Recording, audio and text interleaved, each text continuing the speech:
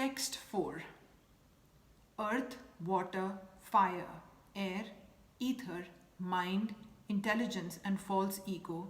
Altogether, these 8 constitute my separated material energies. The science of God analyzes the constitutional position of God and his diverse energies. Material nature is called Prakriti, or the energy of the Lord in his different Purusa carnations, expansions as described in the Satvata Tantra. For material creation, Lord Krishna's plenary expansion assumes 3 Vishnus. The first one, Mahavishnu, creates the total material energy known as the Mahat Tattva. The second, Vishnu enters into all the universes to create diversities in each of them. The third Vishnu is diffused as the all-pervading supersoul in all the universes and is known as Paramatma. He is present even within the atoms. Anyone who knows these 3 Vishnus can be liberated from material entanglement. This material world is a temporary manifestation of one of the energies of the Lord. All the activities of the material world are directed by these 3 Vishnu expansions of Lord Krishna.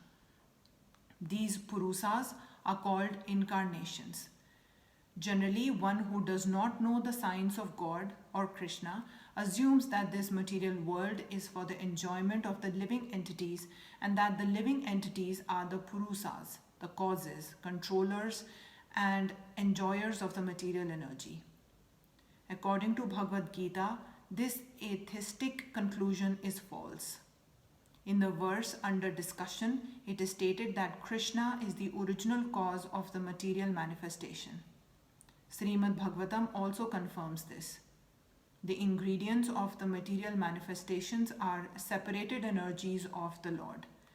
Even the Brahma Jyoti, which is the ultimate goal of the impersonalists, is a spiritual energy manifested in the spiritual sky. There are no spiritual diversities in the Brahma Jyoti as there are in the Vaikuntha Lokas, and the impersonalist accepts this Brahma Jyoti as the ultimate eternal goal. The Paramatma manifestation is also a temporary, all-pervasive aspect of Vishnu. The Paramatma manifestation is not eternally in the spiritual world. Therefore, the factual absolute truth is the Supreme Personality of Godhead Krishna. He is the absolute energetic person and he possesses different separated and internal energies. In the material energy, the principal manifestations are 8, as mentioned above. Out of these, the first 5 manifestations, namely earth, water, air, fire, and sky, are called the 5 gigantic creations or the gross creations, within which the 5 sense objects are included.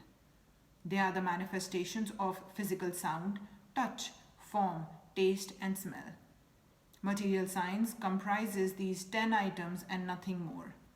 But the other 3 items, namely mind, intelligence, and false ego, are neglected by the materialists. Philosophers who deal with mental activities are also not perfect in knowledge because they do not know the ultimate source, Krishna. The false ego, I am, and it is mine, which constitute the basic principle of material existence, includes 10 sense organs for material activities. Intelligent refers to the total material creation called the Mahat Tattva. Therefore, from the 8 separated energies of the Lord are manifest the 24 elements of the material world, which are the subject matter of Sankhya aesthetic philosophy. They are originally offshoots from Krishna's energies and are separated from him, but atheistic Sankhya philosophers with a poor fund of knowledge do not know Krishna as the cause of all causes. The subject matter for discussion in the Sankhya philosophy is only the manifestation of the eternal energy or the external energy of Krishna as is described in the Bhagavad Gita.